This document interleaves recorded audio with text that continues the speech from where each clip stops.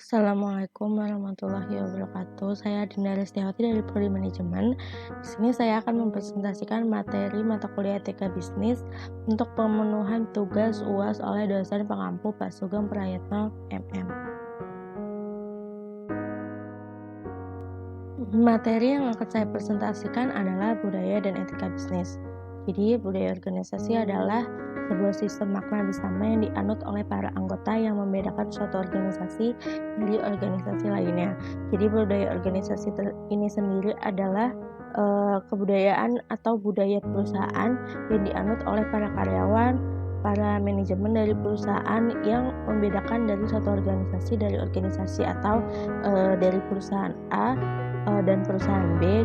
Budaya organisasi ini bisa menjadi salah satu ciri khas atau bentuk yang dapat membedakan masing-masing perusahaan tersebut. Dan topik yang akan saya bahas adalah yang pertama, budaya organisasi. Yang kedua, perusahaan dan pergeseran budaya masyarakat. Yang ketiga, budaya global. Yang keempat, perusahaan multinasional Amerika. Yang kelima, sejarah globalisasi. Yang pertama, ada budaya perusahaan. Jadi budaya perusahaan ini seperti yang sudah saya jelaskan di awal, itu merupakan nilai-nilai yang tumbuh dan berkembang dalam suatu organisasi, menjadi dasar berpikir, berperilaku dan bertindak dari seluruh komponen organisasi yang diturunkan dari satu generasi ke generasi. Jadi budaya organisasi perusahaan ini tuh merupakan nilai-nilai yang dapat bertumbuh dan berkembang dalam suatu organisasi dan dapat juga menjadi dasar berpikir dan berperilaku bertindak sesuai komponen organisasi yang akan diturunkan dari satu generasi ke generasi di dalam perusahaan tersebut. Jadi budaya organisasi ini bisa diturunkan dari suatu generasi ke generasi di dalam suatu perusahaan. Jadi budaya ini akan selalu ada dalam perusahaan tersebut dan akan selalu menjadi pola pikir dan perilaku dalam tindakan suatu komponen organisasi. Setiap perusahaan memiliki perbedaan corporate culture atau budaya perusahaan yang berbeda antara satu dengan perusahaan lainnya. Jadi setiap perusahaan itu memiliki budaya perusahaan yang berbeda dan ini menjadi ciri khas yang dapat membedakan antara perusahaan yang satu dengan perusahaan yang lainnya. Dan perbedaan ini dipengaruhi oleh berbagai perbedaan seperti gaya kepemimpinan, lokasi keberadaan perusahaan, latar belakang karyawan, model manajemen yang diterapkan, dan lain sebagainya. Jadi perbedaan ini bisa dipengaruhi oleh gaya kepemimpinan, lokasi keberadaan perusahaan. Misalnya ada perusahaan Amerika yang akan membuka perusahaan atau akan memulai bisnisnya di negara Jepang. Dan ini akan menjadi pengaruh untuk perusahaan itu sendiri karena keberadaan perusahaan dan akan mengikuti atau beradaptasi dengan budaya di mana perusahaan tersebut didirikan. Jadi latar belakang karyawan pun bisa menjadi berpengaruh perbedaan untuk budaya perusahaan itu sendiri. Selanjutnya, ada perusahaan dan pergeseran budaya masyarakat. Pada saat ini harus diakui bahwa budaya lokal atau daerah perlahan-lahan mulai berubah dan bahkan ada bagian-bagian tertentu yang hilang. Pergeseran itu dapat kita lihat terutama pada masyarakat perkotaan yang telah mengalami akulturasi dari berbagai budaya karena masyarakat kota bersifat heterogen. Contohnya jelas terlihat pada acara-acara pesta perkawinan tertentu yang diadakan di perkotaan di mana para mempelai laki-laki dan perempuan kadang kala ditemui tidak lagi memakai pakaian adat daerah, namun telah memakai pakaian yang bergaya barat seperti jas dan gaun. Jadi kebanyakan masyarakat yang mengikuti budaya modern atau budaya asing atau budaya luar itu adalah masyarakat yang berada di perkotaan. Karena seperti kita ketahui perkotaan ini merupakan kebanyakan mengikuti budaya modern agar tidak ketinggalan gitu. Jadi kebanyakan masyarakat perkotaan ini tuh sudah lupa akan budaya lokal atau daerahnya, atau budaya lokal atau daerah tuh di perkotaan tuh sangat kecil atau sangat jarang kita temui. Jadi seperti contohnya makanan, sangat banyak sekali makanan-makanan luar atau makanan asing yang ada di perkotaan, yang ada di pusat kota negara itu sendiri, dan sulit dijumpai untuk makanan-makanan yang ada di perkotaan tuh makanan-makanan lokal itu, makanan daerah. Dan contohnya jelas kita lihat pada acara pernikahan antara mempelai laki-laki dan mempelai perempuan itu sudah jarang banget kita temui seperti yang pakai baju adat atau pakai baju lokal, pakai baju adat daerah mereka. Kebanyakan kita menjumpainya itu antara mempelai laki-laki dan mempelai perempuan itu pakainya jas dan gaun. Itu udah termasuk budaya lokal. Selanjutnya ada budaya global dan produk global.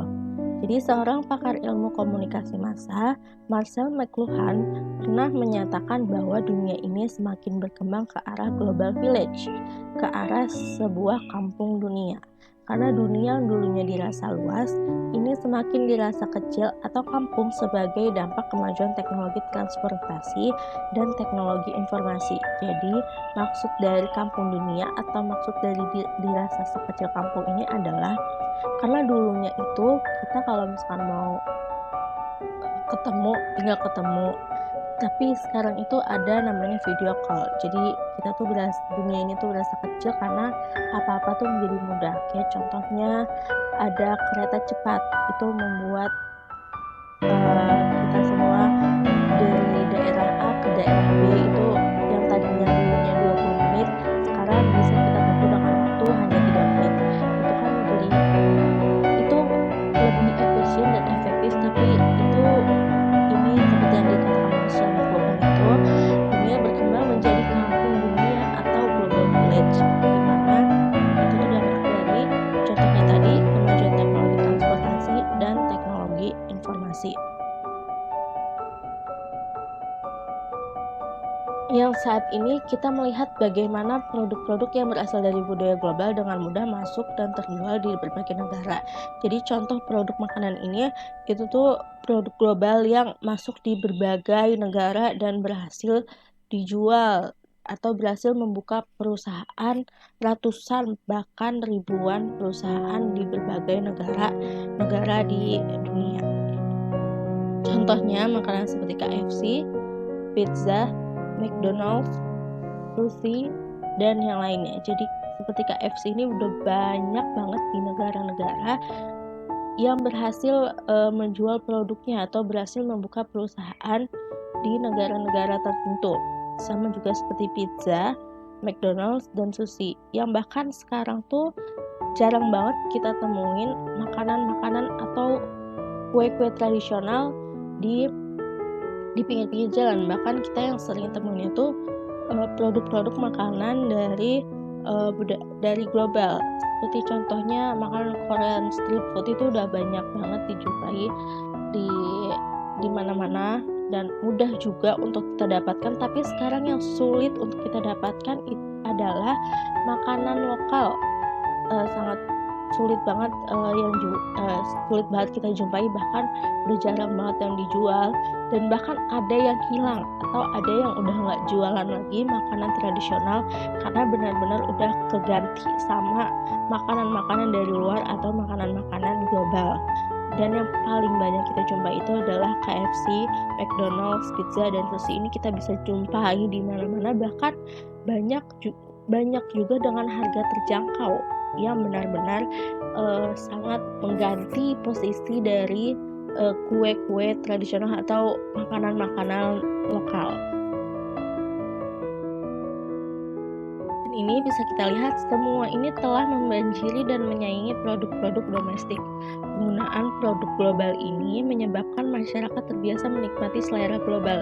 Jadi yang sudah saya katakan tadi, jadi produk global ini tuh sudah menggantikan selera masyarakat yang tadinya tradisional menjadi selera global. di mana dahulu masyarakat terbiasa menikmati makanan dan minuman lokal seperti ketela rebus, jagung rebus, tape ubi, dan lain-lain. Jadi makanan ini tuh udah jarang banget kita jumpai, yang padahal dahulu zaman dahulu tuh banyak banget yang jual dan gampang banget kita jumpai. Tapi sekarang sudah berbalik. Sekarang tuh yang gampang kita jumpai adalah makanan-makanan dari produk global, dan ini tuh makanan produk global tuh sudah menggantikan adanya makanan-makanan lokal seperti ketela rebus, jagung rebus, tape ubi, dan lain-lain. Yang bahkan ini tuh udah sulit banget kita jumpai. Semua itu telah berubah karena masuknya produk global, dan telah berubah juga karena perkembangan zaman yang semakin modern. Selanjutnya, perusahaan multinasional Amerika dan perusahaan pada budaya negara lain. Jadi, perusahaan Amerika yang membuka kantor cabang dan pabrik di berbagai negara harus melihat bagaimana karakteristik 6 budaya yang mereka terapkan dalam tatanan kinerja mereka. Seperti di negara yang mayoritasnya beragama Muslim, mereka terbiasa dengan mengamalkan ajaran Islam dalam kehidupan sehari-hari. Dan seperti contohnya adalah perusahaan Amerika yang atau yang membuat bisnis atau perusahaan di negara Arab, di mana mayoritas negara Arab itu beragama Muslim, dan warga Muslim ini tuh terbiasa mengamalkan ajaran Islam seperti sholat 5 waktu dalam kehidupan mereka sehari-hari. Jadi perusahaan Amerika tersebut harus memberikan waktu atau wajib memberikan atau menerapkan kerja manajemen sesuai dengan kehidupan mayoritas yang ada di sana, karena bagaimanapun juga pasti karyawan-karyawannya akan berasal dari negara di mana mereka membuka perusahaan di negara tersebut. Dan kondisi ini mengharuskan beberapa perusahaan Amerika yang berada di negara mayoritas penduduknya Muslim harus menerapkan dan menerima konsep Islam dan penerapan manajemen kinerja mereka, yaitu dengan menyediakan waktu dan biaya untuk keperluan tersebut. Para karyawan diberi kesempatan untuk menjalankan ibadah sholat dan berpuasa di bulan Ramadan, dan mereka penganut agama lainnya dianjurkan untuk saling menghargai dan menghormati perbedaan dari masing-masing penganut agama. Jadi perusahaan Amerika ini tuh tidak harus ke penganut agama Islam, tapi dengan agama lainnya juga dianjurkan untuk saling menghargai dan menghormati perbedaan. Contohnya tidak harus di negara Arab. Perusahaan manapun yang buka di negara manapun itu harus menghormati dan menghargai bagaimana mayoritas di sana dan bagaimana kebudayaan di sana. Jadi perusahaan harus menerapkan manajemen kinerja berdasarkan budaya di mana perusahaan tersebut memulai bisnis di negara manapun, dan harus saling menghormati perbedaan dan dari masing-masing penganut agama. Selanjutnya ada sejarah globalisasi sebagai awal pembentukan budaya global. Jika kita menarik catatan sejarah masa lalu, maka globalisasi pada dasarnya sudah dimulai sejak beratus-ratus tahun yang lalu. Kisah petualangan seorang lelaki yang ingin melakukan penjelajahan dunia telah mengantarkan Christopher Columbus yang bernama asli Christopher Columbus VII untuk melakukan ekspedisi ke India pada tanggal 3 Agustus 1493 dengan bendera Santa Maria. Jadi globalisasi ini tuh udah ada beratus-ratus tahun yang lalu, dan dimulai dengan penjelajahan dunia dari Christopher Columbus VII, di mana si Cristobal ini berangkat dari pelabuhan Pulau Spanyol dan kembali lagi pada tanggal 15 Maret tahun berikutnya, atau tepatnya pada tahun 1494. Atau dapat juga kita kaji tentang kisah perjalanan Vasco da Gama pada tanggal 8 Juli 1497 dan kembali lagi di bulan 1499 di Lisabon, Portugal. Perjalanan mereka berdua ini boleh jadi sebagai babak awal pencatatan sejarah tentang dimulainya globalisasi dunia. Lahirnya istilah globalisasi sebenarnya merupakan bentuk penyempurnaan dari perdagangan yang berlangsung tanpa ada batas lagi.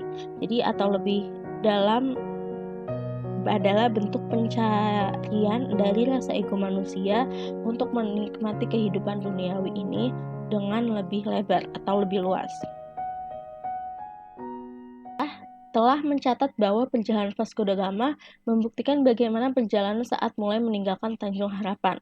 Ekspedisi berlayar ke India dan sampai di Calicut, di mana pada tempat tersebut Vasco da Gama menemukan banyak sekali rempah-rempah yang sangat menguntungkan untuk dijual di pasaran Eropa. Yang selanjutnya dimulaikan pengangkutan rempah-rempah tersebut melalui pelabuhan Alexandria menuju Venesia.